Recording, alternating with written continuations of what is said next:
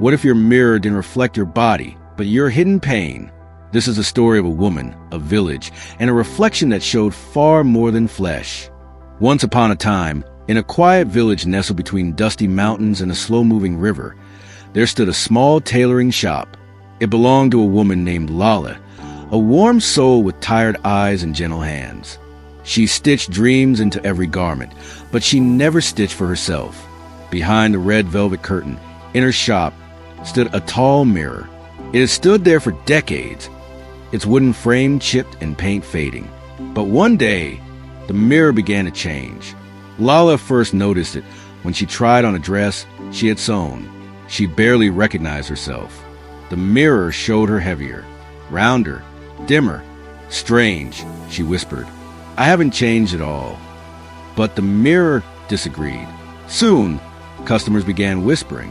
"You look different," they'd say. "She's really let herself go." Others muttered behind her back. And Laleh stopped looking into the mirror altogether. But the mirror kept reflecting. Not just Laleh, but everyone. Children cried when they saw themselves. Brides-to-be canceled fittings. It showed them heavier, duller, less. And they believed it. Rumors spread. The mirror is cursed. It gains weight, so you carry it. It shows your soul. But no one removed it. It was part of the shop, part of Laleh.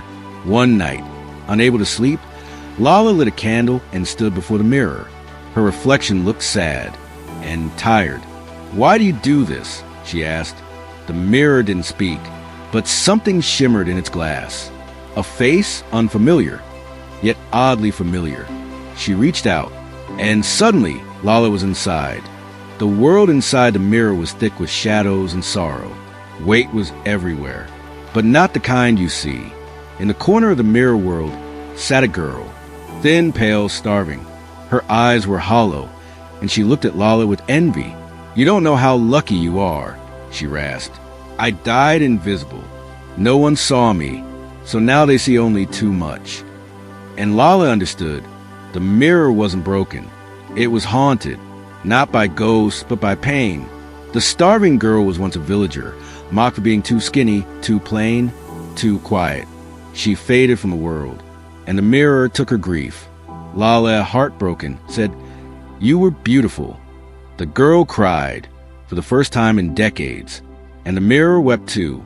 When Laleh woke, it was morning. She was back in her shop. The mirror? It was the same, but softer somehow.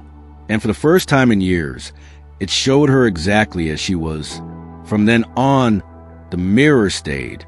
But above it, Laleh hung a sign. "You are more than a reflection." And so, the mirror remained, unchanged in form, but transformed in truth. It no longer distorted bodies, but it still revealed what we carry inside. Not our weight in flesh, but our weight in memory, in shame, in silence. The girl in the mirror wasn't a curse.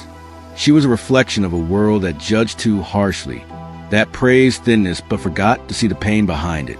And Laleh, a woman once invisible in her own story, became the mirror's healer, not with magic, but with kindness and the courage to see herself clearly. Her tailoring shop became more than a place for dresses. It became a place where people came to unlearn shame, where mothers brought daughters and whispered, "This is how you love your reflection." And maybe, just maybe, that's the only kind of magic that lasts. Because sometimes what haunts us isn't what we see in the mirror. It's what we believe it says about our worth. But in Laleh's shop, the mirror spoke a new truth. That beauty is never a number. And that healing begins when we stop asking the mirror for permission to be loved. If this story touched something inside you, don't let it fade. Tap subscribe and let Maya whisper more truths into your heart every week. Hit the bell so you never miss a tale that was waiting just for you. And if a part of this story stayed with you, tell us in the comments or share with someone who needs to remember that they're more than a reflection.